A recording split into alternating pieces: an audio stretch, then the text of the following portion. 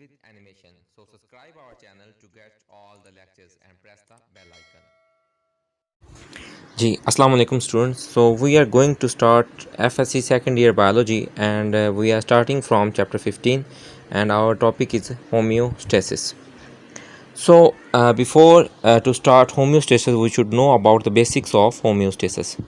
Homeostasis is derived from a word which is known as a homeoios.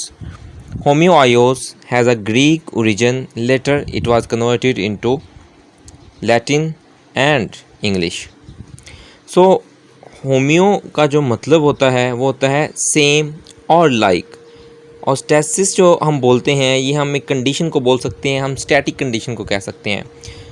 So homeostasis का मतलब होता है protection of internal environment from the harms of fluctuation in external environment. यानी कि हमारे external environment के अंदर कुछ ना कुछ फ्लक्चुएशन चेंज आते रहते हैं. एक्सटर्नल इन्वायरमेंट में होने वाले चेंज को हम एक्सटर्नल फ्लक्चुएशन का नाम देते हैं. अब जो हमारा एक्सटर्नल इन्वायरमेंट है इसके अंदर होने वाले जो फ्लक्चुएशंस होती हैं वो वाइड इन रेंज होती हैं. वाइड इन रेंज होने का क्या मतलब है कि देखें कि अगर आज हमारा जो एक्सटर्नल टेम्परेचर है वो 25 डिग्री सेंटीग्रेड है और कल तेज़ धूप निकलती है तो उस सूरत में हमारा जो एक्सटर्नल टेम्परेचर होगा वो 45 डिग्री सेंटीग्रेड तक पहुंच सकता है. अब इसमें ये जो टेम्परेचर का चेंज है ये एक वाइड रेंज में है फ्रॉम 25 टू 45. अगर हम बात करें इंटरनल फ्लक्चुएशन की, अगर हम इंटरनल इन्वायरमेंट की बात करें तो इसमें ये जो फ्लक्चुएशन आती है, जो चेंज आती है वो एक नैरो रेंज में होती है. नैरो रेंज में क्या मतलब है कि जब एक्सटर्नल इन्वायरमेंट में फ्लक्चुएशन आती हैं तो उसके साथ हमारी जो बॉडी होती है वो रेजिस्ट करती है और रेजिस्ट करके हमारे इंटरनल इन्वायरमेंट को मेंटेन रखने की कोशिश करती है. अब इसमें कोई चेंज आता भी है तो वो बहुत ही थोड़ी मिकदार में आएगा. सो बहुत माइन्यूट चेंज आता है, इसलिए हम इसको नाम देते हैं कि ये हमारे पास जो इंटरनल फ्लक्चुएशन है ये नैरो रेंज में होती हैं. अब वो कौन से ऐसे कंपोनेंट्स हैं जो एक्सटर्नल फ्लक्चुएशन के साथ बहुत जल्दी चेंज हो जाते हैं. तो हमारे पास तीन बेसिकली कंपोनेंट्स आते हैं को हम नाम देते हैं वाटर, सॉल्यूट्स एंड टेम्परेचर. ये हमारे पास वो तीन बेसिक कंपोनेंट्स हैं जो बहुत ही जल्दी जो है वो चेंज होने का रुझान रखते हैं.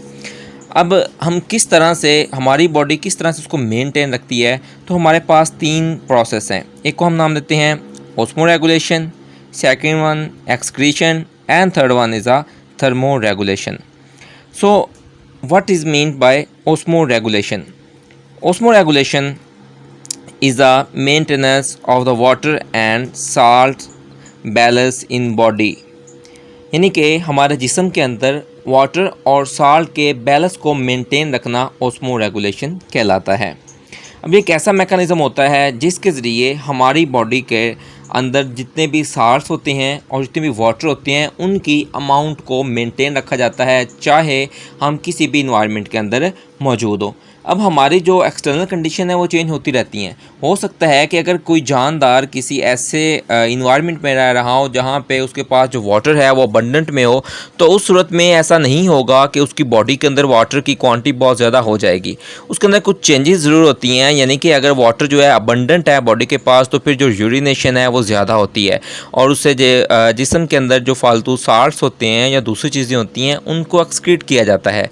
लेकिन इसका हरगिज़ भी मतलब ये नहीं होता कि अगर कोई एक लिविंग ऑर्गेनिज्म ड्राई कंडीशन में है जहाँ पे उसके पास जो है वाटर है वो लिमिटेड है तो उसके अंदर वाटर की कमी हो जाएगी. बल्कि उस सूरत में क्या होता है कि हमारी बॉडी जो एक्सेस वाटर होता है उसको रिलीज़ नहीं होने देती बल्कि उसको अपने अंदर स्टोर रखती है ताकि वाटर और साल्ट जो है उसके बैलेंस को मेनटेन रखा जा सके.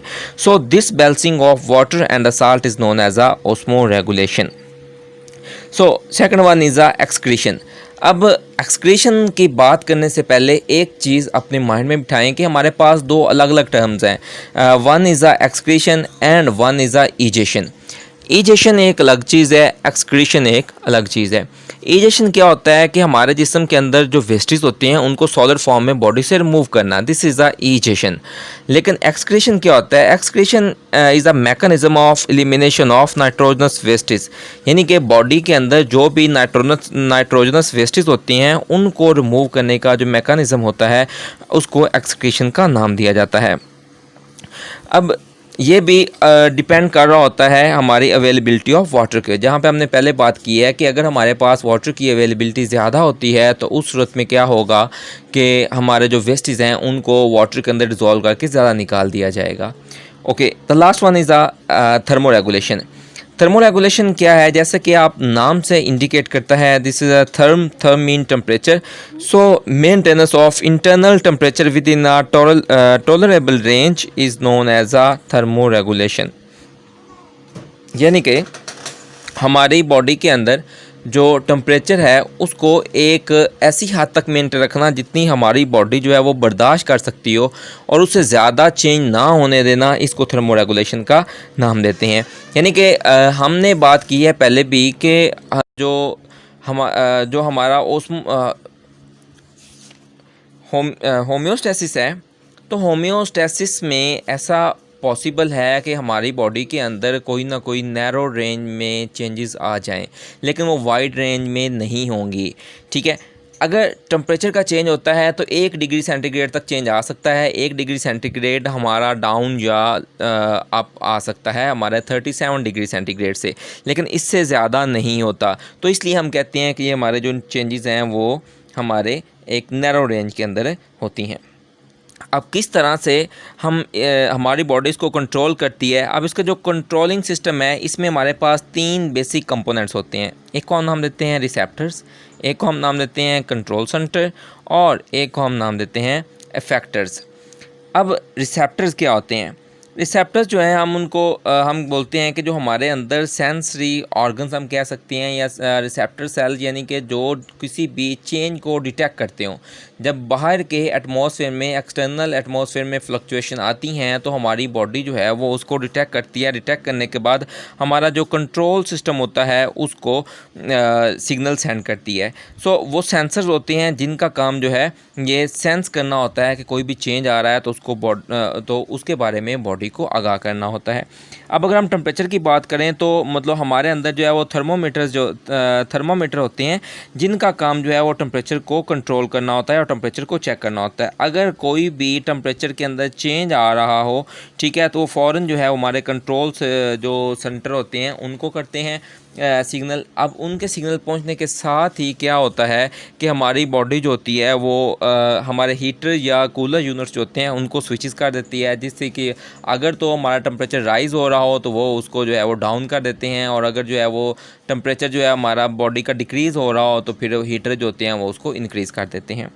अब ये हमारे पास जो डिटेक्शन होती है, यानी कि detection of the change and sending the signal to the control centre and response of effector is called as a feedback mechanism. हम इसको फीडबैक मैकेनिज़्म का नाम देते हैं। अगर हम इसी एग्जांपल की बात करें तो जैसे हमने ये बात पहले की है कि जब हमारी बॉडी के अंदर सपोज करें कि टेम्परेचर चेंज हो रहा है, टेम्परेचर इंक्रीज़ हो रहा है, तो जैसे ही ये इंक्रीज़ टेम्परेचर के लिए हमारी बॉडी को हमारा जो सेंसर है वो सिग्नल सेंड करेंगे, तो हमारी बॉडी उसके ख़िलाफ़ जो है फ़ौरन ही जो है स्वेट ग्लैंड होते हैं उनसे स्वेटिंग प्रोड्यूस करवाएगी, जिसकी वजह से हमारे जो बॉडी होगी उसको कूलिंग इफ़ेक्ट्स जो हैं वो मिलेंगे। अब इससे बॉडी जो है वो कूल हो जाती है, तो इसको हम जो है वो नेगेटिव फीडबैक मैकेनिज़्म का नाम देते हैं, क्योंकि वो उसको डिक्रीज़ कर रही है।